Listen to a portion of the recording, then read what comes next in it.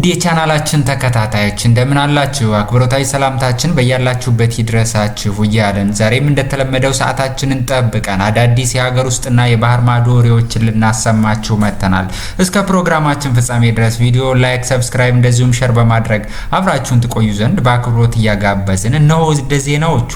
ፕሬዝዳንት ዶናልድ ትራምፕ በኢራን የወደፊት መሪነት ላይ አሜሪካ ቀጥተኛ ሚና እንደምትጫወትና እሳቸው ያልፈቀዱት ግለሰብ ስልጣን ላይ እንደማይቀመጥ በዛሬው ሌሊት አስታወቁ።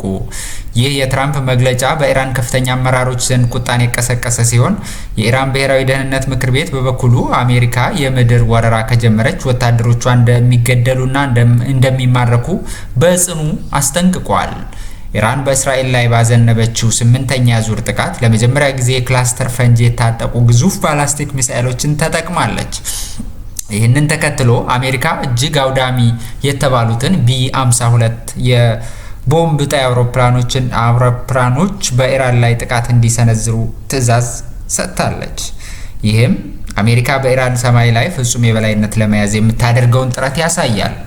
በሌላ ዜና የኢራን ድሮኖች በአዘርባይጃን አየር ማረፊያና ትምህርት ቤቶች አካባቢ ጥቃት መፈጸማቸውን ተከትሎ አዘርባይጃን ራሷን ለመከላከል ወደ ጦርነቱ መግባቷን አስታወቀች። በተመሳሳይ ኳታርና ባህሬን የሚሰነዘርባቸውን ጥቃት ለመመከት ወደ ሙሉ ጦርነት ሊገቡ እንደሚችሉ ያስጠነቀቁ ሲሆን ባህሬን እስካሁን ከ70 በላይ የኢራን ሚሳኤሎችን ማክሸፏን አስታውቃለች።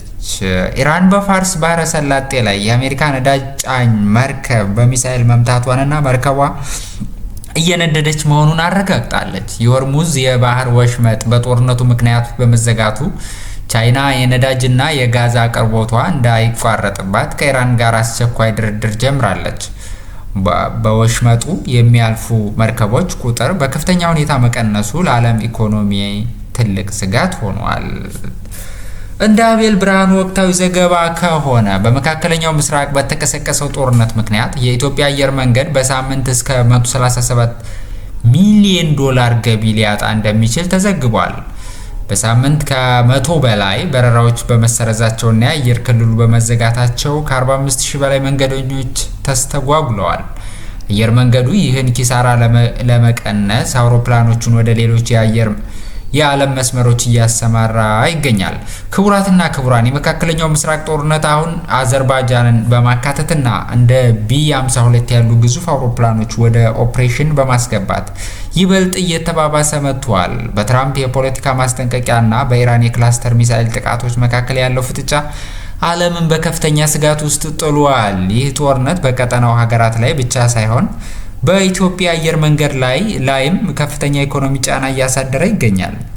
የሀገሪቱ የአጸፋ እርምጃዎች ጦርነቱን ይበልጥ ሊያሰፉት እንደሚችል እየተገለጸ ነው። ውድ የቻናላችን ተከታታዮች ለዛሬ ያዘጋጀንላችሁ የሀገር ውስጥና የባህር ማዶ ወሬዎች የሰማችኋቸውን ይመስሉ ነበር። በድጋሚ በሌላ ዜና እስከምንገናኝ መልካም ቆይታ፣ ቸር ያሰማን።